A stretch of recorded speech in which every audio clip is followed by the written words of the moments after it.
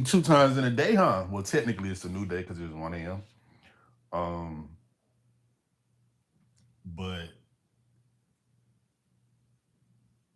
I just wanted to come on here and go and say that y'all gotta put some respect on my name because I told y'all I've been debunking the Wendy Williams rumors prior to the documentary even coming out. I actually posted a TikTok. I believe it was the hours before the documentary even aired. Let me go see if I can pull it up. Like hours before the documentary aired, and I told y'all, I'm like, yo, oh, here you go. So today's the day. The Wendy Williams doc airs on Lifetime. It's a 2 night event. 2 parts air tonight. 2 parts airs tomorrow. If you don't have cable, you can download things like Philo and there's many others out there. But we need to support Wendy because they're trying to silence her. You know, she definitely has some health issues. That's evident. You know, she's took us along that journey for many years on her talk show. But I feel like they're trying to silence her. And me being in the field of journalism, Wendy is somebody that I took pages from, and I think a lot of people did because a lot of people try to report it the same way she did. But we gotta support Wendy tonight, man. Free Wendy. I don't believe half of the headlines that's out, but free Wendy. Tune in on Lifetime today. That was prior to the Lifetime documentary coming out. And y'all know what's crazy? In that video I did earlier, I kept on saying Lifetime, Lifetime. No, I kept saying TMZ, TMZ, TMZ. TMZ is the one that she did that was playing on the TV screen behind me. So I was tripping out. But I tried to tell y'all that the stuff is just false, man. Like these people are after money, allegedly. You know, like these people are really just after what they can take from her, and I think they definitely saw a point where they can just take advantage. And we gotta realize that none of this stuff even happened until the guardianship, not the guardianship, until the guardian was like basically exposed during the Lifetime documentary because all that took place while Wendy was under the guardianship. She was like freshly under the guardianship at that time. So it just goes to show that the person wasn't doing anything. And that's when all of the restrictions came. That's when Wendy said, you know, they sold her apartment without pretty much her consent. Allegedly, she ended up going to Kentucky, is what she stated. She said she was in Kentucky for a year prior to even coming to New York, going to the coterie. So it's just kind of like, what is the real point? And I just been telling y'all that. And I think that it was just crazy that I posted the video and then 20 minutes later, Neighborhood Talk came and corrected their original post and was like, oh, basically Joe Tacopino reached out and said that, you know, that was a violation of her rights, blah, blah, blah, blah, blah. My thing is, what I don't understand is what's taking so long for it to hit the courts. Like I understand, you know, I just don't, I understand certain things, but and when it comes to this, I don't understand why it's taking so long. Like I don't understand. Like Wendy is a powerful media mogul, and she's been that for years. So the fact that she's even still dealing with this, we were standing outside of her apartment, well, the coterie, back in April during the peaceful protest.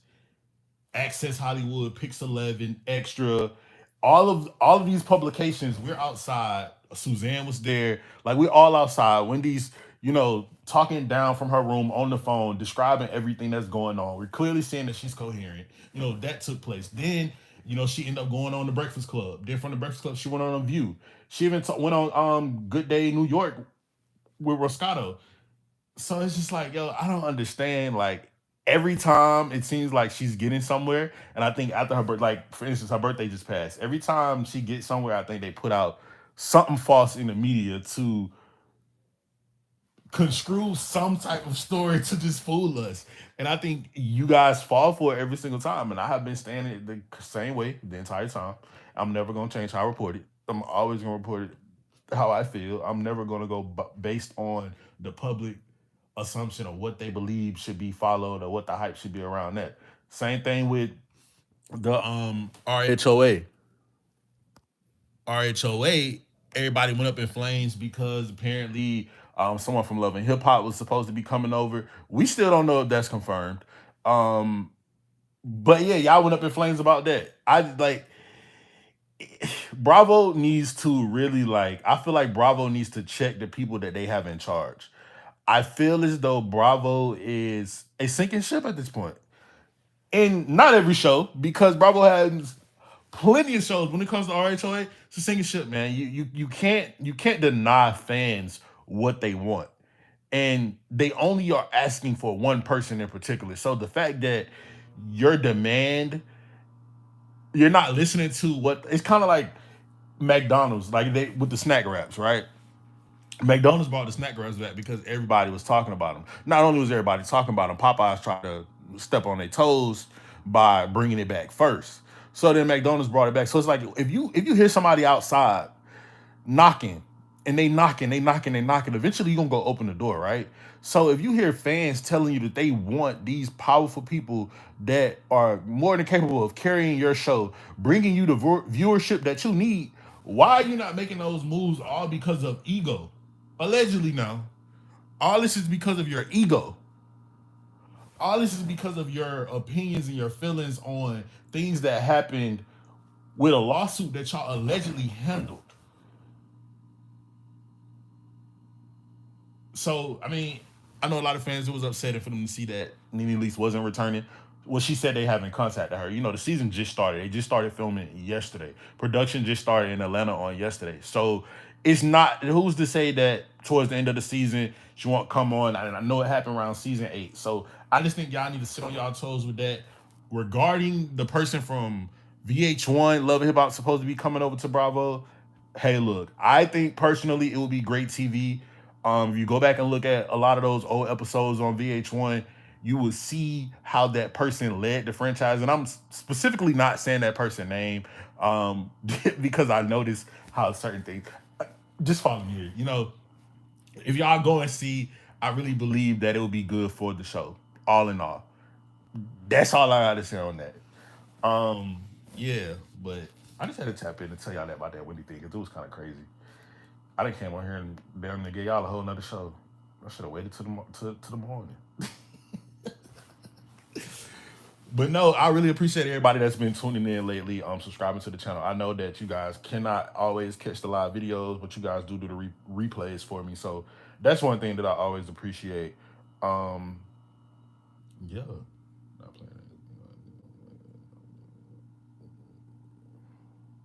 Yeah, like it's just that's just about how long I've been on. All right, guess I'll start some shit with something else. Let me scroll down and see what I ain't talked to y'all about. Oh, you know what? I was just sitting here before I went live. I was going through my old archives, and I really, I really be like like, I'm funny as hell. Like I was just listening. I'm like, oh, that go to time right there, 8 minutes and 15 seconds. I was like, oh, okay. I started to see what I stopped doing, and I'm starting to notice the new things that I'm doing this time around. Like it's like after every hiatus, I notice something different when I return about my reporting. Um, that could be a good thing and that could be a bad thing.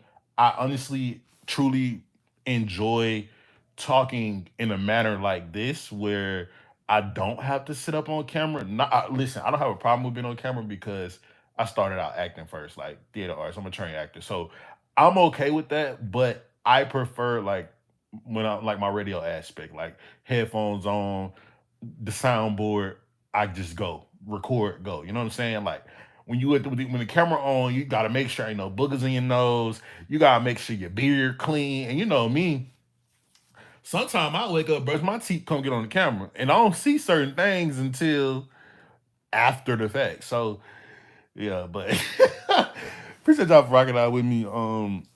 Yeah, man, and I will see y'all later. I just had to hop on here and clip a couple things about that Wendy Williams thing that I saw. And y'all, that's that on that. Come over to TikTok. Kev Gotti 8 on TikTok. We finna get into the nightly mix. Y'all know I'm usually live from 12 to 3 a.m. I'm gonna start tonight's show at 2 a.m. until 4 a.m.